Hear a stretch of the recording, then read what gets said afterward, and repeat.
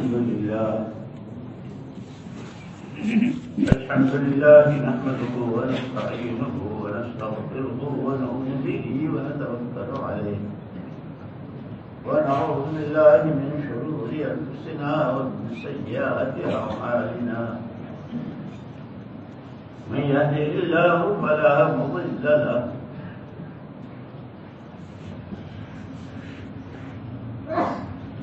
ومن يضلل فلا هادي له ونشهد أن لا إله إلا الله وحده لا شريك له ونشهد أن سيدنا ونبينا ومولانا محمدا عبده ورسوله صلوات الله وسلامه على سيدنا محمد وعلى آله وصحبه وبارك وسلم تسليما كثيرا كثيرا أما بعد أعوذ بالله من الشيطان الرجيم بسم الله الرحمن الرحيم رجال صدقوا ما عاهدوا الله عليه ومن قضى نحبه ومنهم من ينتظر وما بدلوا تبديلا وقال الله سبحانه وتعالى رجال لا تلهيهم تجارة ولا بيع عن ذكر الله وإقام الصلاة وإيتاء الزكاة يخافون يوما تتقلب فيه القلوب والأبصار وقال الله سبحانه وتعالى لمسجد أسس على التقوى من أول يوم أحق أن تقوم فيه رجال يحبون أن يتطهروا والله يحب المطهرين.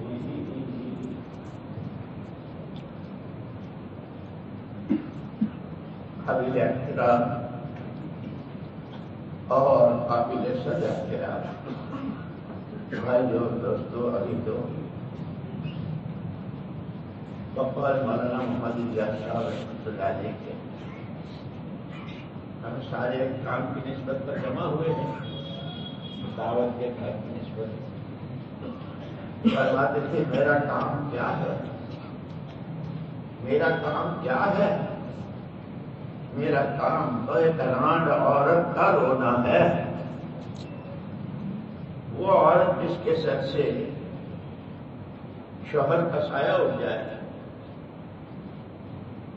جس کی تمام امنگیں, جس کے تمام ارمان اور سارے جذبات جس سے وابستہ ہے, اس کا سایہ ہی اٹھ گیا. وہ کیسی روتی ہے؟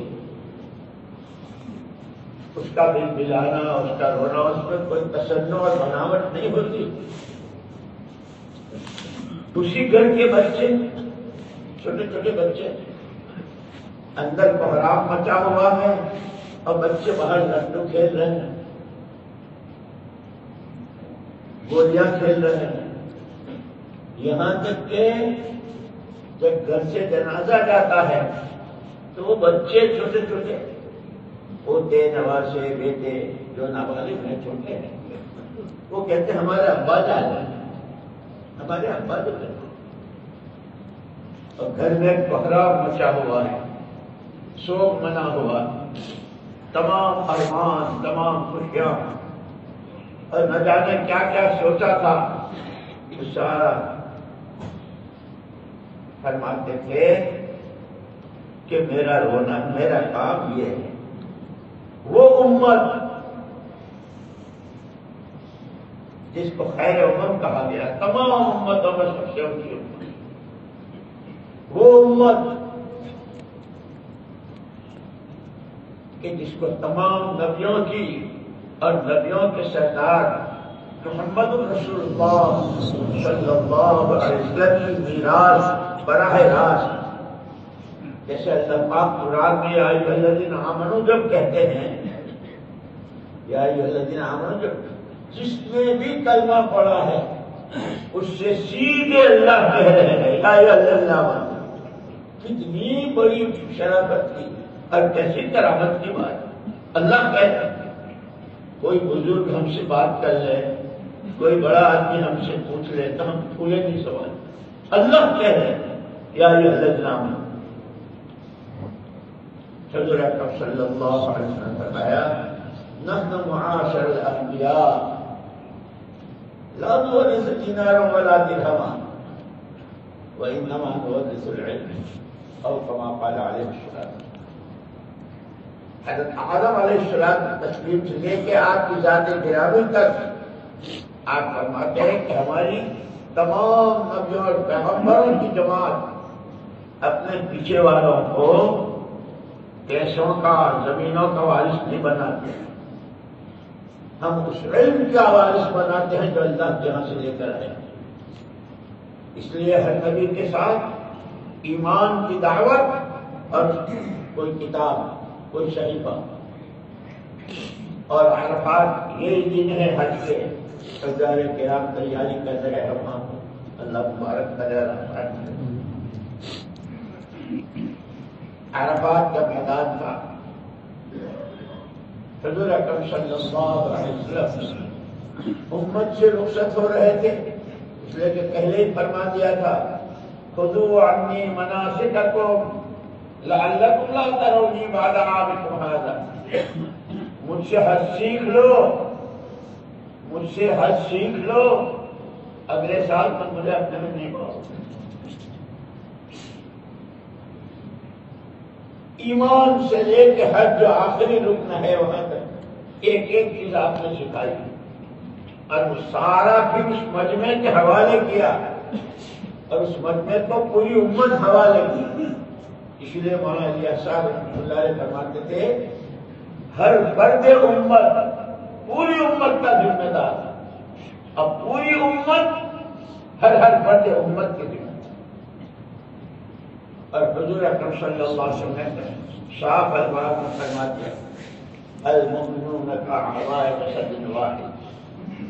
تمام ایمان والے ایک جسم کے اعضاء کی طرح ہے.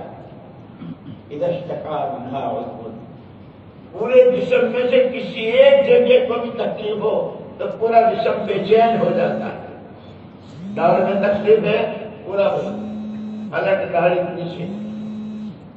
آنکھ میں کوئی کچرا گر جائے پورا بدن بے چین. چلتے چلتے ٹھوکر لگ جائے، ناخن اکھڑ جائے، ایک عضو کی تکلیف سارے جسم کی تکلیف. ایک ایمان والے کے ایمان میں کمزوری، عقیدے میں خرابی، اللہ رسول کی نافرمانی،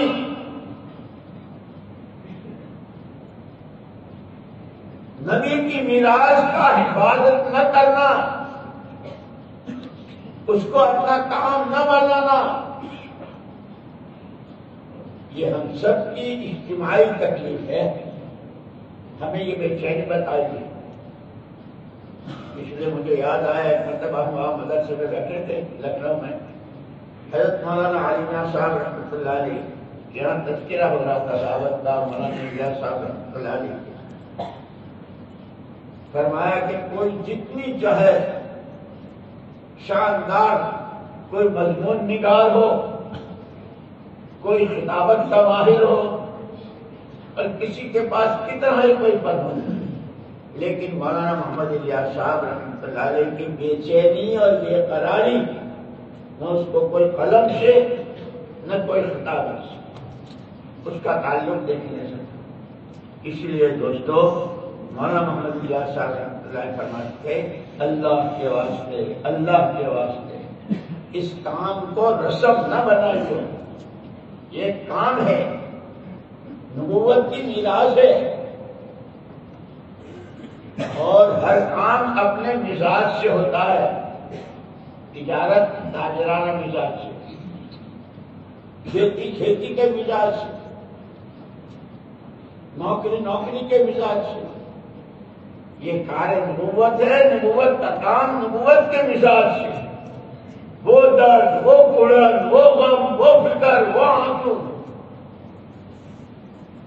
وہ راتوں کا آپ کا رونا، وہ لمبے سجدے، اور جس کے نتیجے میں آپ نے امت بنائی۔ مولانا یوسف صاحب رحمۃ اللہ علیہ فرمایا کرتے تھے کہ حضور نے امت بنائی تھی، قوم نہیں بنائی۔ قومیں تو بنتی ہے تشدد اور تفرق سے، میری برادری، میرا خاندان، میرا رنگ، میری زبان، میرا علاقہ۔ اس لیے حضور اکرم صلی اللہ علیہ وسلم نے عرفات میں سب سے پہلے جہالت کی، جاہلیت کی ان تمام چیزوں کو پیرو کی کہ 23 سال میں تم نے دیکھا 600 سال کا عرصہ کیسا گزرا، اتحاد جہالت اور شرک کو تشریف لائے۔ 13 سال مکے کی زندگی، 10 سال مدینے، اس کے مجاہدے، اس میں قربانیاں، اس میں طرح طرح کی باتیں، اس سب کے نتیجے میں تم نے دیکھا۔ اس لیے کہ حضور اکرم صلی اللہ علیہ وسلم کو 2 ذمہ داریاں دی تھی۔ ہم نے آپ کو داعی اللہ بنا کر بھیجا ہے، سب پر گواہ بنا کر بھیجا ہے، اس لیے آپ کو آپ کا کام کرنا ہے المزید سراجا منیرا۔ اپنی حیات بابرکت میں آپ کو ایک ایسا مجمع تیار کر کے جانا ہے کہ جو قلب و قالب، جسم و روح، ظاہر و باطن، عقیدہ، عبادت، عمل، اخلاق، سماج، سوسائٹی، کمال، معاملات، ان سب میں 100% آپ کے رنگ میں رنگا ہوا۔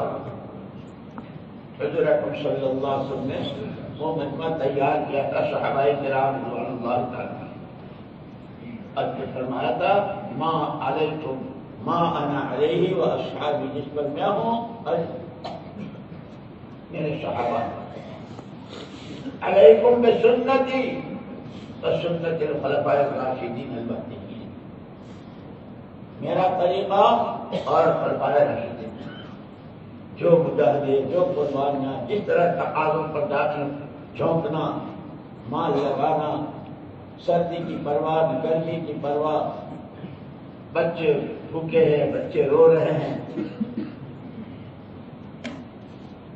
اس لیے ہمارے لیے نمونہ صحابہ ہے۔ اور حضرت عبداللہ بن عباس رضی اللہ تعالیٰ عنہ فرمایا جو اپنی زندگی کو صحیح ٹھکانے لگانا چاہے، وقت، پیسہ اور سمجھ بوجھ، یہ 3 چیزیں اللہ نے ہر ایک کو دی ہے۔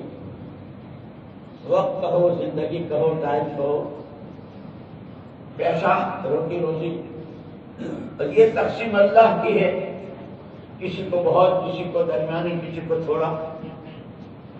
ایسے ہی سمجھ بوجھ، کوئی تو اشارے میں سمجھ جاتا ہے اور کوئی اشارے کے بغیر منشا کو پہچانتا ہے۔ جیسے وہ صحابی کے گھر کا واقعہ، حضور تشریف لے جا رہے ہیں، عام صحابہ کے مقابلے میں ان کا وہ کوئی پکا مکان نہیں تھا، وہ جو ان کا جھونپڑا تھا وہ ذرا اٹھا ہوا۔ یہ کس کا ہے؟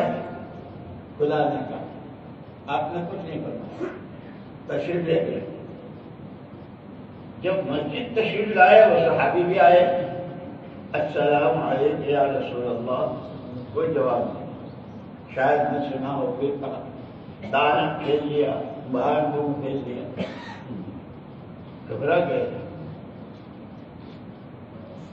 اس لیے کہ صحابہ کرام رضوان اللہ اجمعین جس کو سرمایہ سمجھتے تھے نا، سرمایہ، آج کل کیا کہتے ہیں اس کو، بیلنس یا وہ جو بھی پتہ کہتے ہیں، پونجی، اپنی پونجی، وہ ساری یہی سمجھتے تھے۔ اسی لیے ایک یہودی آئے، ایک یہودی عالم حضرت محمد رضی اللہ تعالیٰ عنہ کے پاس آئے کہ قرآن نے محمد رسول اللہ صلی اللہ علیہ وسلم کے بارے میں فرمایا کہ وَإِنَّكَ لَعَلَىٰ خُلُقٍ عَظِيمٍ، آپ تو بہت اونچے بلند بالا اخلاق، تو خلق عظیم کیا ہے؟ حضرت عمر کی شان، جس کے قلب کی صفائی پر قرآن کے آیتیں آئی ہے، جس راستے سے جاوے شیطان نہیں جا سکتا۔ حضور فرماتے ہیں میرے بعد اگر کوئی نبی ہوتا تو عمر اللہ کا نبی ہوتا۔ وہ عمر تواضع میں کیا بھائی میرا تو 40واں نمبر ہے اسلام میں حضور کو کیا بیان کر سکتا؟ بلال کے پاس چلے جاؤ، وہ پہلے دن سے بہت ساتھ رہے اور انہوں نے سب کچھ جھیلا ہے، دیکھا ہے۔ حضرت بلال رضی اللہ تعالیٰ کے پاس معلم آئے، حضرت بلال رضی اللہ تعالیٰ نے فرمایا بھائی میرے پاس لے دے کر جو دولت ہے وہ یہی ہے، اگر حضور اکرم صلی اللہ علیہ وسلم کے اخلاق بیان کرنے میں کوئی 19-20 کا اگر فرق ہو گیا تو میں تو گیا، میرے پاس تو کچھ ہے نہیں۔ صاحبزادی کے پاس چلے جاؤ، باپ بیٹی کا مسئلہ ہے، حضرت فاطمہ رضی اللہ تعالیٰ بیان کر دیں گی۔ وہ یہودی عالم حضرت فاطمہ رضی اللہ تعالیٰ کے پاس وہی میں کل آ رہا ہوں، فرمایا حضرت فاطمہ رضی اللہ تعالیٰ نے میں تو بہت بعد میں پیدا ہوئی، علی کے پاس چلے جاؤ، وہ پہلے دن سے مردوں میں وہ بکر صدیق اور اما جان حضرت خدیجہ اور بچوں میں علی کے حضرت علی رضی اللہ عنہ کے پاس آئے۔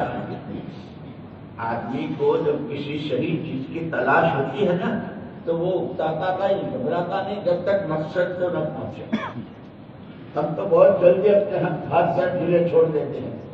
اللہ ہمیں کام کا مقصد سمجھا رہے، اپنی زندگی کا مقصد کہ صرف اور صرف اللہ کو راضی کرنا، یہی زندگی کا مقصد ہے۔ اور اللہ یہ جتنے سامان اور جتنی چمک دمک اچھل ان میں سے کسی سے راضی نہیں ہوتا۔ سب سے زیادہ جو اللہ کو راضی کیا ہے وہ محمد رسول اللہ صلی اللہ علیہ وسلم نے راضی کیا۔ جو جتنا ان کی شریعت سنت کا اور جو جتنا ان کی چال چلے گا وہ اللہ کی رضا کی طرف بڑھے گا۔ اللہ کی رضا زندگی کا مقصد، حضور کی شریعت راستہ، اور تیسری چیز آخرت۔ ہر ایک کے لیے طے ہے، مرنا ہے خدا کو ماننا۔ یہ تین بنیادیں ہیں زندگی کی، اللہ کو راضی کرنا، حضور کی شریعت سنت پابندی تو جب کریں گے جب سیکھیں گے، سیکھتے ہی۔ اس لیے دین کا سیکھنا اور پتہ نہیں کیا اللہ سیکھتے رہتے ہیں۔ اور فرمایا حضور اکرم صلی اللہ علیہ وسلم نے القیس من دان نفسہ وعمل لما بعد۔ تم میں سمجھدار وہ ہے جو مرنے کے بعد کی زندگی میں اب جو اپنے نفس پر قابو پائے۔ القیس من دان نفسہ، جو اپنی خواہشات پر، اپنی منمانیوں پر، اپنی جی کی چاہتوں پر قابو پائے اور مرنے کے بعد کی زندگی میں کام آنے والے عمل کرے۔ اور آگے فرمایا بہت نادان ہے، بہت نادان ہے۔ والعاجز من اتبع نفسه هواها وتمنى على الله الاماني، بڑا نادان ہے، اپنے ہی ہاتھ اپنے پیروں پر کلاڑی مار رہا ہے، جو اپنی منمانیوں کے پیچھے بے لگام جانور کی طرح ہے، حلال نہ حرام، جائز نہ ناجائز، اس چیز کی پرواہ نہیں، کھانے میں نہ کمانے میں، پہننے میں نہ اڑنے میں، شادیوں میں نہ کسی چیز میں منمانی۔ اس لیے ہم کہتے ہیں کہ امت میں جو یہ بنا اور بگاڑ دو لفظ سنتے ہیں نا، بنا اور بگاڑ، بنا اور بگاڑ، بگاڑ کہاں سے شروع ہوا؟ اس لیے کہ وہاں تو فرما دیا تھا خیر امتی قرنی، ہر جمعے کے خطبے میں نام پڑتا ہے میرے زمانے کی امت بہت اچھی ہے۔ تو یہ جتنے طبقات ہیں یہ سارے طبقات وہاں بھی تھے، کھیتی والے بھی تھے، باغات والے بھی تھے، منڈی والے بھی تھے، تجارت والے بھی تھے، غریب بھی تھے، عورتیں بھی تھیں، مرد بھی تھے، جوان بھی تھے، ہر طبقے کے لوگ تھے اس کو، سب کے لیے حضور نے مہر لگا دی۔ میرے زمانے کی امت بہت اچھی کی وجہ ان کے کپڑے، ان کے مکان، ان کے یہاں کے فرنیچر،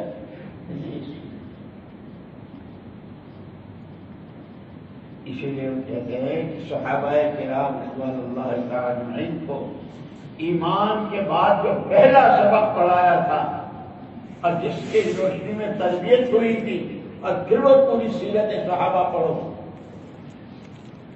مرد بھی اور عورتیں بھی، جان، مال اور صلاحیت یعنی سوجھ بوجھ، یہ تمہاری اپنی جائیداد اور تمہاری اپنی ملک نہیں ہے. یہ تینوں چیزیں تمہارے پاس اللہ کی امانت ہے، اور امانت میں خیانت سب سے بڑا گناہ ہے. وقت، پیسہ اور صلاحیت، کہ اب اس امانت کو کیسے ادا کریں؟ ہم تو جانتے ہیں اللہ نے بہت کرم فرمایا، بہت کرم فرمایا.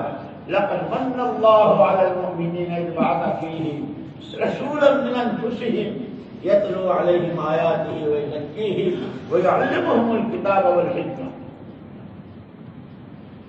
اللہ نے بہت بڑا احسان کیا ایمان والوں پر، مخصوص کیا. کاہے سے؟ محمد رسول اللہ صلی اللہ علیہ وسلم کو بھیج کر. آپ کا تو آنا ہی نور، روحانیت ہی روحانیت، برکت ہی برکت. آپ جہاں تشریف رکھیں، آپ مسکرائیں تو لاکھوں سلام، آپ کی زلفوں پہ لاکھوں سلام، آپ روئے یا آنسو کرتے تو آنسوں پر لاکھوں سلام. آپ چلیں تو آپ کا تو وجود ہی کافی کہ صرف آپ کو خالی ہاتھ نہیں بھیجا، 3 سوغاتیں دے کر بھیجا.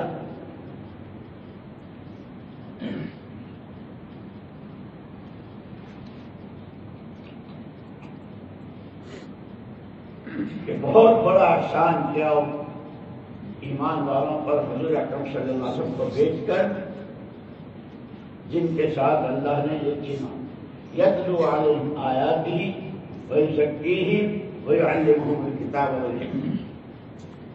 دعوت، تعلیم و تعلم، سیکھنا سکھانا اور دلوں کی صفائی کا سامان دے کر بھیجا.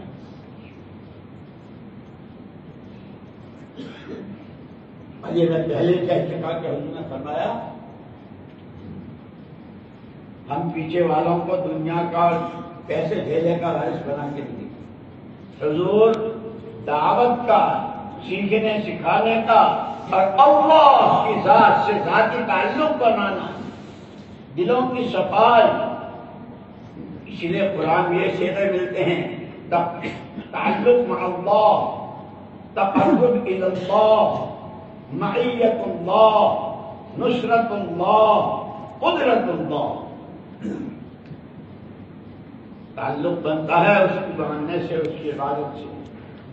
اس عبادت کو قربانی کے ساتھ کرنے سے تقرب، اور وہ ہوتے ہوتے پھر اللہ کہہ دیتے ہیں انی معکم، میں ہوں تمہارے ساتھ. انہیں ضرورت پڑتی ہے تو اللہ کہتے ہیں انا لننصر رسلنا والذین آمنوا، ہم پیغمبروں کی اور ایمان والوں کی مدد کرتے ہیں اور کریں گے.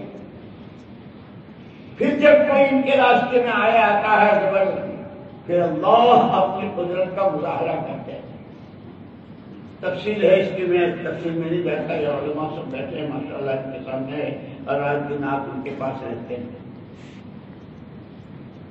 صحابہ کرام رضوان اللہ عنہم کو فکر ہو گیا کہ جان، مال اور صلاحیت یہ ہماری ملک تو ہے نہیں، امانت ہے. اس امانت کو کیسے ادا کریں؟ تو اللہ پاک نے حضور پاک صلی اللہ علیہ وسلم کو نمونہ بنا کر بھیجا کہ تمہیں 100% آپ کے رنگ میں رنگنا ہے. جہاں آپ کا وقت لگا، جتنا لگا، جیسے لگا، جہاں آپ کا پیسہ جتنا جیسے، اور جو آپ نے سوچا. اسی ایک مرتبہ مولانا یوسف صاحب رحمۃ اللہ علیہ فرماتے تھے خالی آنے جانے کا نام تبلیغ نہیں ہے. میرا چلہ پورا ہو گیا، میرا 4 مہینے لگ گیا، میں 3 مرتبہ ملک میں گیا، میرا یہ ہوا. خالی آنے جانے کا نام تبلیغ نہیں ہے. ہماری سوچ بدل جائے. پھر لوگوں نے پوچھا کہ حضرت حضور کی سوچ کیا سوچ تھی؟ فرمایا کہ سوچ ہر بڑے بشر، آدم کا ہر بیٹا، حوا کی ہر بیٹی علیہ الصلوۃ والتسلیمات، اس کی جان، اس کا مال، اس کی صلاحیت ایسے صحیح راستے پر لگے کہ وہ جہنم سے بچ جائے. اسی لیے ہمیں جو مسجد وار جماعت اور مسجد وار جماعت کے ساتھی، میں نے دوسری آیت پڑھی تھی لمسجد پہلی آیت میں تو اللہ نے فرمایا کہ وہ سچوں کی کہانیاں، یہ سچوں کی زندگی ہے جن کے سچے ہونے کی اللہ گواہی دے رہے ہیں. رجال صدقوا ما عاهدوا، اللہ کے ساتھ کا جو عہد و پیمان تھا، تجھے مانا تیری ہی مانیں گے، لا الہ الا اللہ عہد و پیمان ہے کہ اس کو ایسا سچ کر دکھایا کہ اللہ کہتے ہیں کہ بالکل سچے، اور ہم کو حکم دیا کہ سچوں کے ساتھ ہوا کرو، سچوں کے ساتھ رہا کرو. اور پھر ان کی نشانیاں بھی بتلائی، جن کی جانیں، جن کا مال، جن کی صلاحیتیں اللہ کا کلمہ بلند ہو جائے، محمد صلی اللہ علیہ وسلم کی زندگی ہر گھر پہنچ جائے، وہ سچے. ہم کو حکم ہے جیسے کہا گیا کہ ایھا الذین آمنوا کونوا انصار اللہ، اللہ کے مددگار، کہ اللہ کے دین کے مددگار بنے. اور جو علماء بیٹھے ہیں ماشاءاللہ، ان کے ساتھ میں نصرت کس کو کہتے ہیں؟ نصرت عربی کا لفظ ہے اور اس کا لغوی ترجمہ جو ہے پانی پہنچانا.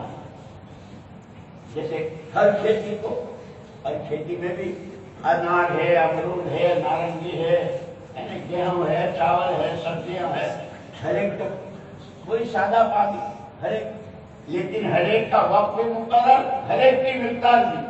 گیہوں کو کتنا پانی چاہیے، انار کو کتنا چاہیے، آم کے درخت کو کتنا چاہیے، کھجوروں کو کتنا چاہیے، کب چاہیے، ہے نہیں؟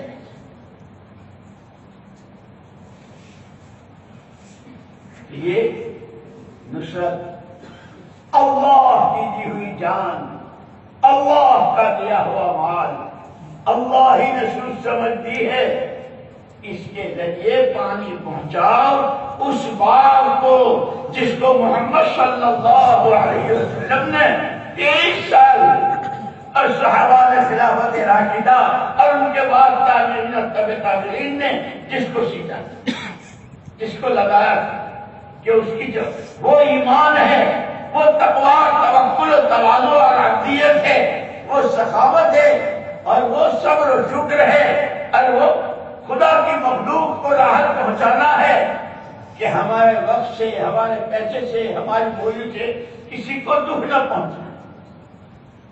اس لیے ایک صحابی نے نصیحت مانگی تھی، اللہ کے رسول مجھے کوئی نصیحت فرمائیے.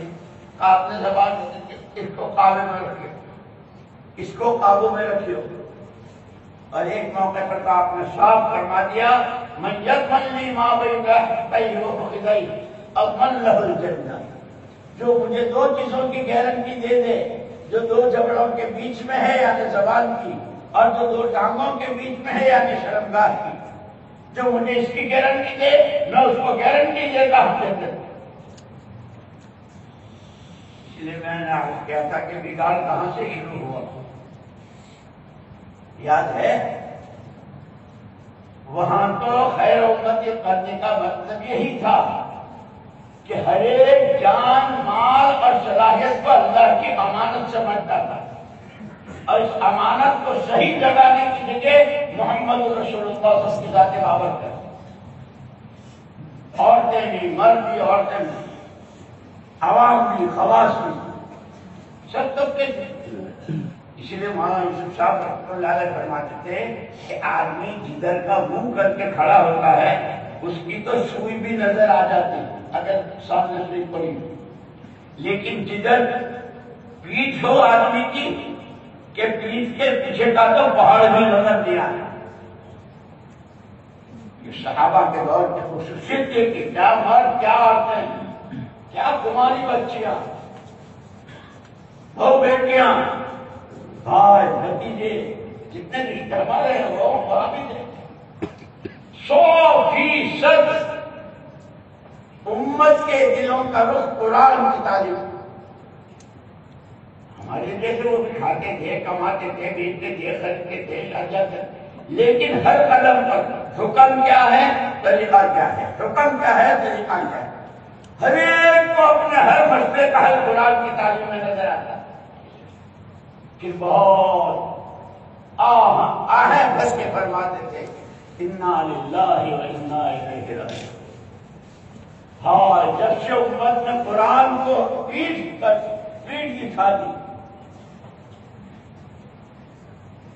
اب قرآن کے حکموں میں، قرآن حکموں والی زندگی میں، محمد صلی اللہ علیہ وسلم کی تابع داری اور غلامی میں مسئلوں کا حل نظر نہیں آتا. قرآن کے دشمنوں کی چال چلنے میں، وہ شادیاں ہو، وہ کھانا ہو، کپڑے ہو، وہ رہن سہن ہو، سماج ہو، سوسائٹی ہو. اس لیے مولانا انڈیا صاحب رحمۃ اللہ علیہ فرماتے تھے کہ ہمارے اسلام کا مقصد کھاؤ پیو، کسی شریعت میں منع نہیں ہے کھانا کمانا، بیوی بچے صحابہ میں تو حضور کے گھر میں، لیکن ہر ایک کے دل سے اللہ کے غیر کا تعصب نکل جائے. اللہ کے علاوہ جو کچھ ہے وہ مخلوق ہے، مخلوق کے ہاتھ میں نفع نقصان بنانا نہ بگڑا.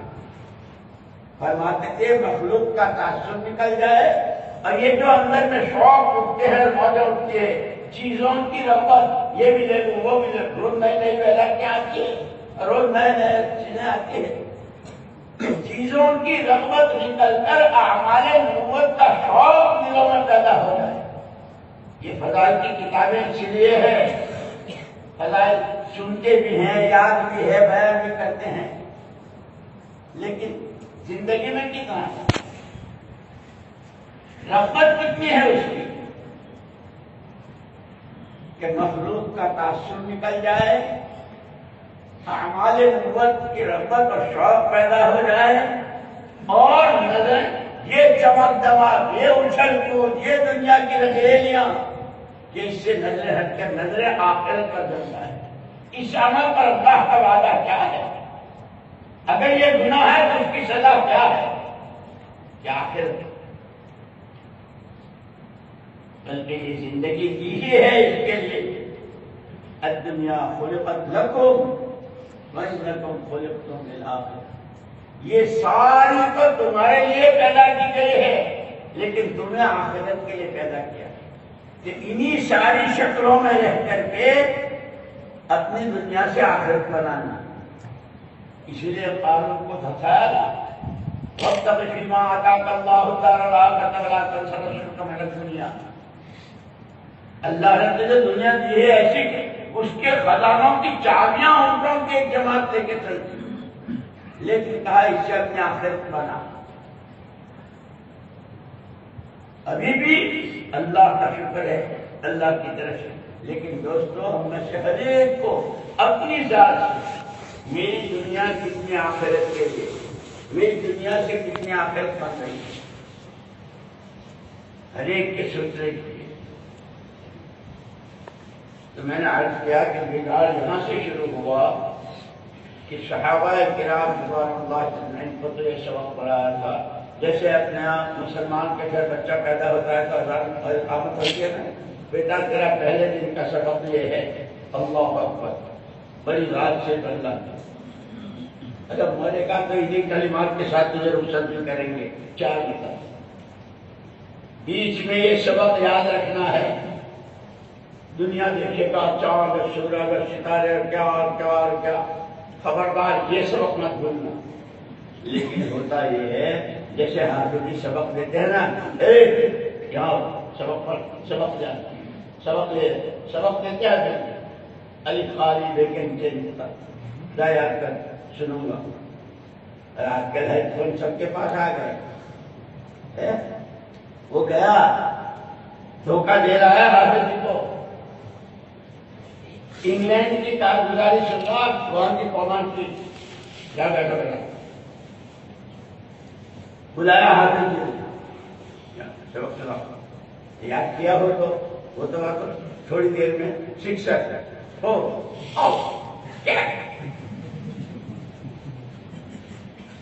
جب سبق تو سنایا نہیں، یاد کیا نہیں، انگوٹھے پکڑو، کھڑے ہو جاؤ، اٹھک بیٹھک کرو. اس وقت پوری امت انگوٹھے پکڑی ہوئی ہے، کان پکڑی ہوئی ہے اور سب پریشان ہے، اس لیے کہ سبق ہی بھول گئے. ہم ہیں کون، کیوں آئے تھے، کیا کرنے، کیا ذمہ داری تھی. اور ہمارا یہ صاحب رام کا رونا کہ جس امت کے ہاتھوں قیامت تک آنے والے انسانوں کو ہدایت کی راہ نظر آتی، لوگ ہدایت پر آتے، اللہ کو پہچانتے، آخرت کو سمجھتے، نبی کا دامن تھامتے اور ایک ایک عمل کی نورانیت اور روحانیت اور اس کے ساتھ جو اللہ کی غیبی مدد. امت تو اتنے بڑے کام کے لیے آئی، لیکن امت کے اپنے پیروں کے نیچے سے زمین نکل گئی.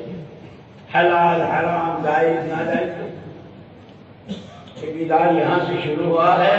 جان میری ہے، مال میرا ہے، سود میری ہے. جہاں چاہوں وقت لگاؤں، جہاں چاہوں بیٹھ جاؤں، جس کے پاس چاہے بیٹھ جاؤں، جہاں چاہوں پیسہ لگاؤں، جیسے چاہے خرچ کروں. اور پھر سوچ میں تو ہر ایک کو یہ دعویٰ ہے جو میں سوچ رہا ہوں وہی صحیح.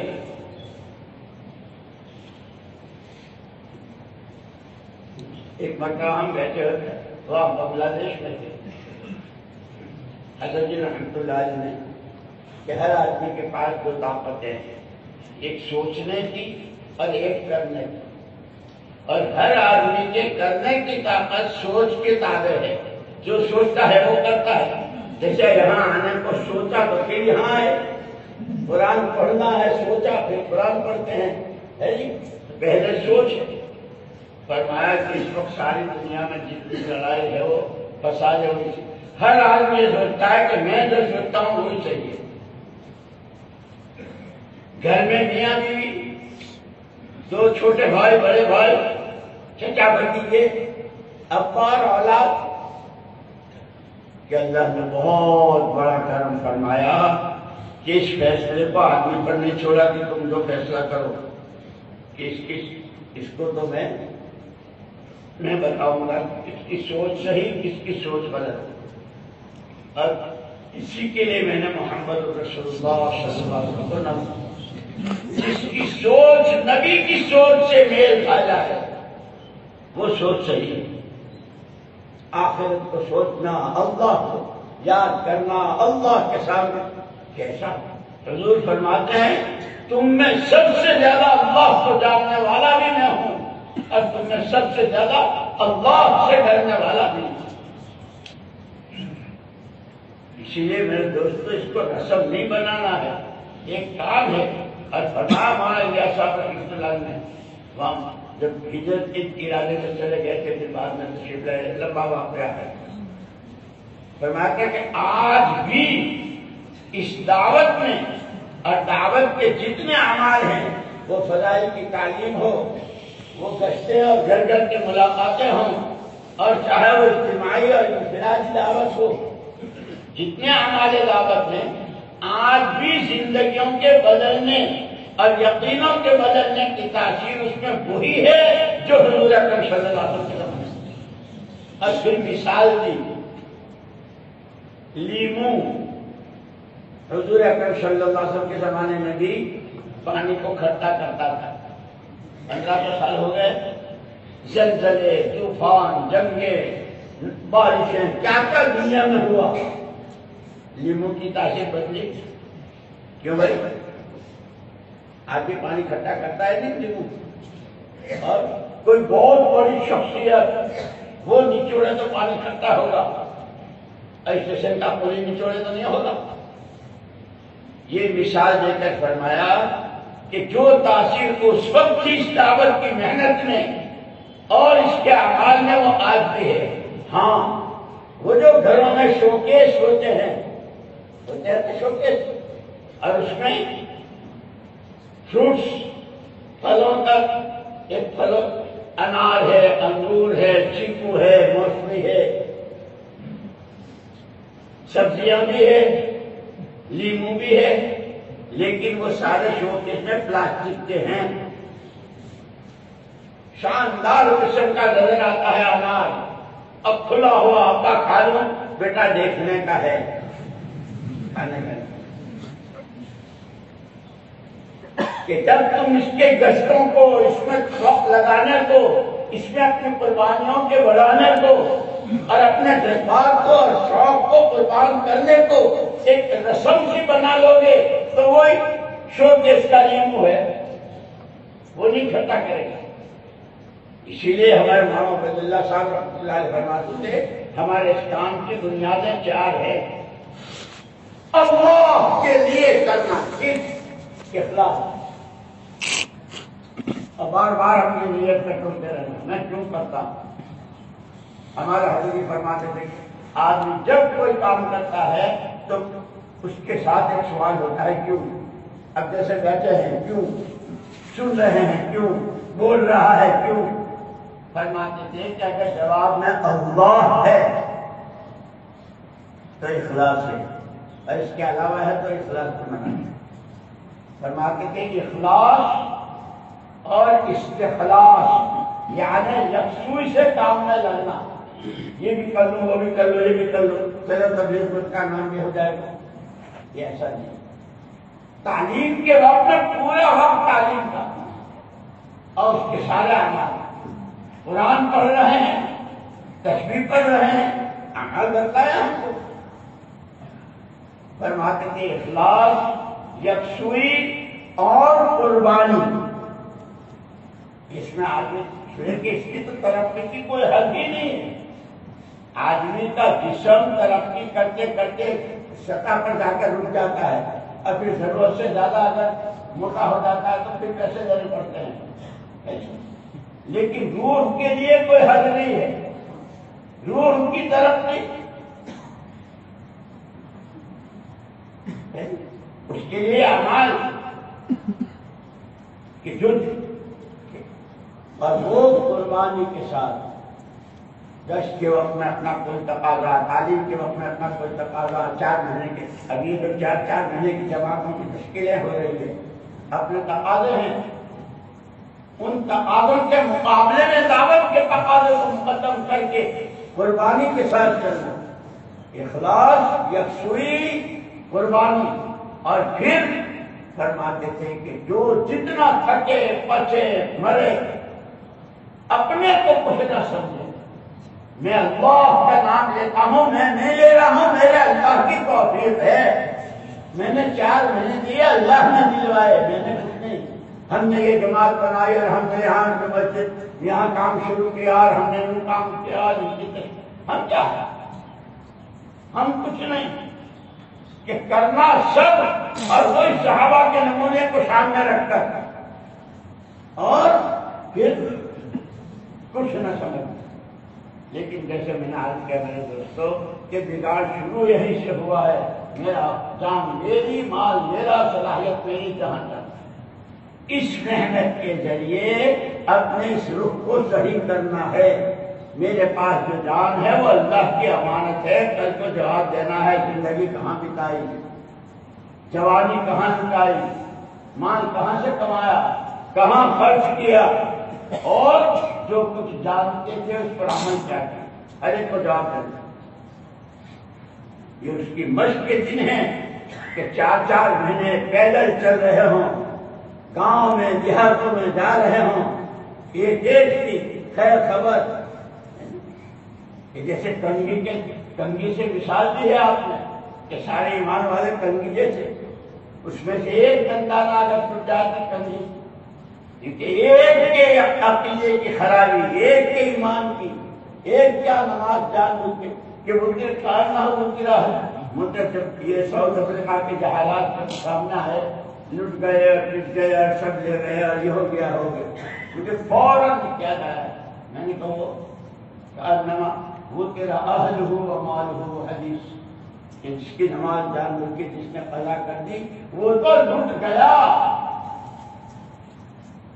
میرے دوستو یہ فضائل کی کتابوں کی تعلیم یہ میرے آپ کے سب کیوں سن رہے ہیں؟ کہ ہمیں یہ دیکھنا ہے کہ ہمارے اندر کتنا ہے، اور پھر اشارہ ہو کر کے پھر رونا ہے۔ صحابہ کرتے استغفار کرتے تھے، ہم تو بغیر کیے بھی نہیں کرتے۔ اسی لیے اس وقت میں جتنے حالات ہیں کہ بگاڑ یہاں سے شروع ہوا ہے، اب دوبارہ اپنا رخ صحیح کرنا ہے۔ میرے پاس جو وقت ہے، ہر سانس امانت ہے، ہر کائی امانت ہے۔ میں بیٹھا ہوں، سوچ رہا ہوں، میری سوچ امانت ہے، اور اللہ علیم ہے، خبیر ہے، سمیع ہے، بصیر ہے، دل کی دھڑکنوں کو جانتا ہے۔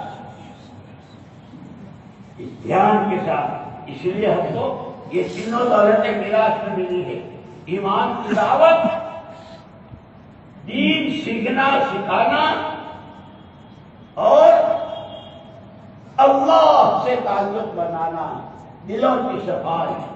اس سب کو اللہ جانتا ہے کون سا کرتا ہے۔ اسی لیے میرے دوستو، یہ اللہ مجھے بھی معاف فرمائے، آپ کو بھی معاف فرمائے، پوری امت کو اللہ پاک معاف فرمائے۔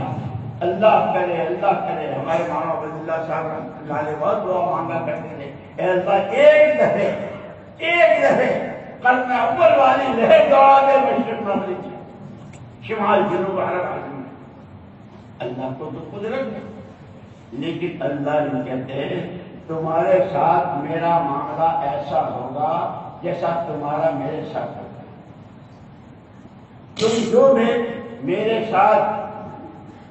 تم میرے ساتھ جو گمان کرو گے میں تمہارے گمان کے اعتبار سے معاملہ کروں گا۔ ہمارا اللہ بڑی قدرت والا ہے، جب اس سے ہدایت مانگیں گے ہدایت دے گا، اور اسے جو مانگے اس نے کہا ہے تو۔ اس لیے میرے دوستو، ہمیں تمہیں سب کو اپنی استغفار کی حقیقت یہ بتلائی کہ جو کچھ بھول چوک ہوئی ہے، گناہ چھوٹے بڑے چھپ کر اس پر ندامت ہو۔ بندہ اللہ کا، امتی رحمت للعالمین کا، ارے میں نے کیا کیا؟ اپنے کیے پر ندامت اور توبہ کہتے ہیں آگے پکا ارادہ کہ اب یہ بھول نہیں کروں گا۔ اس وقت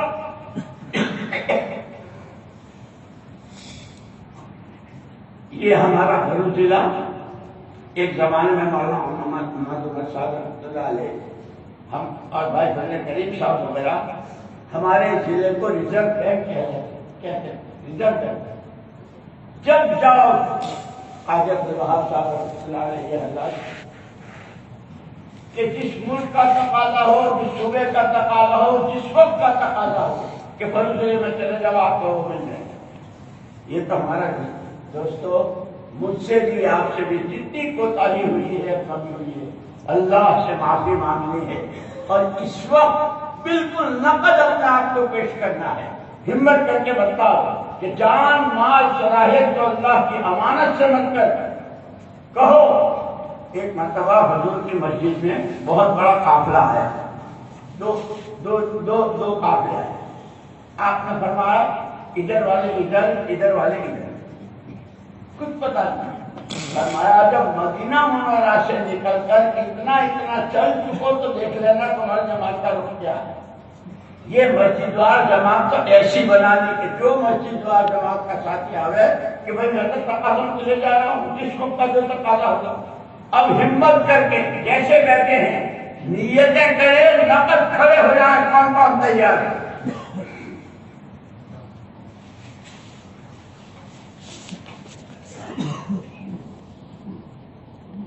بتاؤ بھائی ہمت کر۔ پھر ہمارے ساتھی الگ سے ان کے پاس بیٹھتے ہیں، ان کی نوعیت معلوم کر کے ترتیب بناتے ہیں۔ انشاءاللہ اسی طرح ترتیب بھی بنے گی۔ اس وقت تو کھڑے ہو جاؤ کہ انشاءاللہ ہم اللہ کے تیروں میں کے تیر ہیں، تو جہاں کا بتاؤ بھائی ہمت کرو۔ ایک تو اگر کال کرتے ہیں ادھر سے ایک ادھر سے، پھر انشاءاللہ جماعتیں بنیں گی۔ فرماؤ ہمت کرو، امانت سمجھ میں آ جائے، کھڑے ہوتے رہیں اور یہ بچاؤ اپنے گھر والوں کو، جس سے بچنے کو کہا اسے بچے۔ اس کی استعداد پیدا ہوتی ہے اس راستے کے قربانیوں اور محنت سے۔ ہمت کر کے کھڑے ہو کرو. ماشاءاللہ اللہ قبول فرمائے. اور بولا اللہ کے لائق ہے. اور جو مسئلے ذہنوں میں ہیں نبی کے کام کو اپنا کام بناؤں گا, اللہ کے کام کو اپنا کروں گا, اللہ میرا کام بنائیں گے, اس یقین کے ساتھ کھڑے ہو جاؤ. ہم ہیں بہت کمزور, گھبراؤ مت بالکل بھی. ساتھی بیٹھیں گے, آپ کی مدد پوچھیں گے اور اس کے اعتبار سے ترتیب بنائیں گے. اس وقت تو کھڑے ہوتے رہو.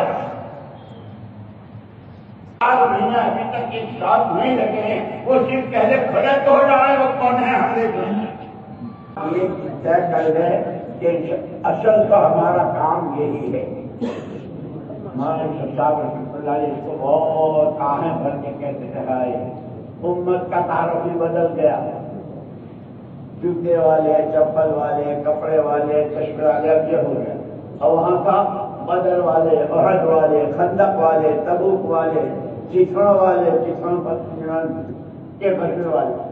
نیت کر لیں انشاءاللہ آج سے ہم اس کام کو اپنا کام بنائیں گے. اس کام کو کام بنانے کا مطلب کہ جب بھی جو بھی تقاضا ہوگا ہر موقع پر دعوت کا تقاضا ہم مقدم رکھیں گے اور اس کے بعد اپنے تقاضا. اور اللہ کی ذات سے امید ہے, جیسے حدیث میں بھی ہے, جو آخرت کو اپنا مقصد بناتا ہے دنیا تو اس کے پیچھے پیچھے آتی ہے. من جعل الہموم ہما واحدا, جس نے سارے غموں سے, ساری فکروں سے ایک فکر مجھے آخرت, ہم اور سارا جانا اپنی آخرتی کے لیے کرو گے بھائی انشاءاللہ. اللہ تعالیٰ بہت قبول کرے. تو سب سے بڑی چیز علماء نے لکھا ہے معاشرت, رہن سہن. سب سے پہلا حربہ مدینہ منورہ پر دشمن نے جو کیا تھا کہ ان کا رہن سہن بدل. بہت لمبی تفصیل ہے, مانو صاحب کے بیان میں. یہاں تک کہ جنہوں نے یہ اسکیم بنائی تھی وہ خط حضرت ابو ایوب انصاری رضی اللہ تعالیٰ عنہ نے لا کر حضور کو دیا تھا ہمارے یہاں جو. اور اس میں بتلایا نبوی معاشرت, دینی معاشرت, اس کی بنیاد سادگی اور حیا. غیر اسلامی معاشرت, اس کی بنیاد بے حیائی اور فیشن, کھانے میں, پینے میں, پہننے میں, اردو میں, اور بے حیائی کے پردے میں. اللہ نے معاف فرمایا. سب کے سامنے سارا حال ہے کہ ہاں کیا ہو رہا ہے. اللہ بہت استغفار کی ضرورت ہے, اور کوئی کسی پر چھینٹا بازی نہ کرے. اس کی دعائیں میں مانگے جہاں عقیدہ اور عبادت اور معاملات کی صفائی, یہ یہاں اس سب کا اثر, اس سب پر اثر پڑتا ہے معاشرے سے. حضور اکرم صلی اللہ علیہ وسلم نے مدینے میں معاشرہ تیار کیا ہے, اس لیے کہ وہاں جو خاندانوں میں لڑائی تھی, ان کو زمینیں اور پیسے اور کپڑے نہیں دیے, عملوں پر کھڑا کیا. نماز کی سب صحیح کرنے پر, نماز کے فوراً بعد تعلیم کے حلقے سیکھنا سکھانا, خود حضور تعلیم کے حلقے میں ہوتے, ذکر کے حلقے ہاتھ تلاش کرتے ہیں. اللہ نے ہم کو گھر بیٹھے یہ دولت. اور میں اس لیے کہہ رہا ہوں دوستوں کہ ہمارا ایک پورا علاقہ, علماء بھی, مفتیان بھی, مدارس بھی, اور پرانے قربانوں والے ساتھی بھی کتنے دنیا سے رخصت ہو گئے, اور کتنے ابھی تک یہاں موجود ہیں, ابھی تک دنیا میں موجود ہیں. اللہ کا شکر ہے. ہم ان کے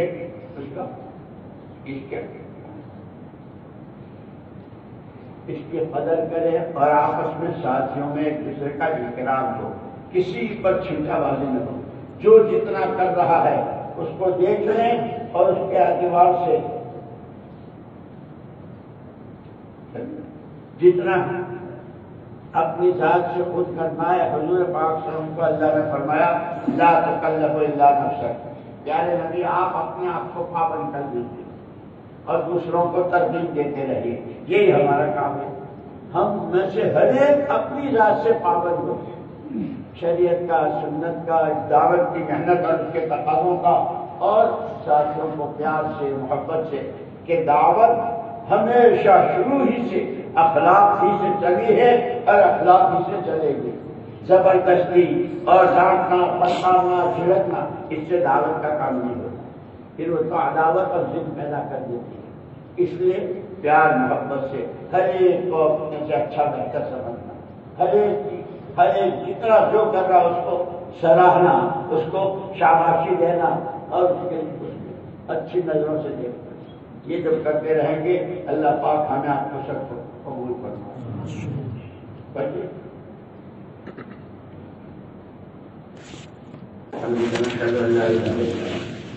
نستغفرك ونتوب إليك. اللهم لك الحمد كله ولك الشكر كله ولك الملك كله ولك الخلق كله بيدك الخير كله وإليك يرجع الأمر كله. اللهم لك الحمد في بلائك وشجعك إلى خلقك، ولك الحمد في بلائك وشجعك إلى أهل بيوتنا، ولك الحمد في بلائك وشجعك إلى أنفسنا خاصة، ولك الحمد بما هديتنا، ولك الحمد بما أكرمتنا، ولك الحمد بما سترتنا، ولك الحمد بالقرآن، ولك الحمد بالأهل والمال، ولك الحمد بالمعافاة، ولك الحمد حتى ترضى، ولك الحمد إذا رضيت يا أهل التقوى وأهل المغفرة. اللهم صل على محمد وعلى آل محمد كما صليت على إبراهيم وعلى آل إبراهيم إنك حميد مجيد. پروردگار ہمارا اندر باہر اول اخیر سب تیرے سامنے ہے. اے اللہ ہمارے ساتھ تیرے نام کے ساتھ ایک نسبت لگی ہوئی ہے، لیکن ہم جو ہے وہ تو دیکھ رہا ہے. اے اللہ ہم ناک رگڑ کر تجھ سے معافی مانگتے ہیں، ہمیں معاف فرما دے، ہمیں معاف فرما دے. ہم سب کے ماں باپ بھائی بہن بچوں کو اے اللہ حضرت رسول پاک صلی اللہ علیہ وسلم کی پوری امت کی پوری بخشش فرما دے. پورے دین کو پوری دنیا میں آپ کے ساتھ زندہ فرما دے. ہمیں دیندار بنا دے، دین کی صحیح سمجھ نصیب فرما. دعوت کے تقاضوں پر جان و مال لگانے والا بنا. اے اللہ خواہشات پر، منمانیوں پر، اب تجھے ناراض کرنے والی چیزوں پر تیری دی ہوئی جان و مال اور صلاحیتوں کو لگانے سے ہماری حفاظت فرما. نفس و شیطان کے مکر فریب سے ہماری حفاظت فرما.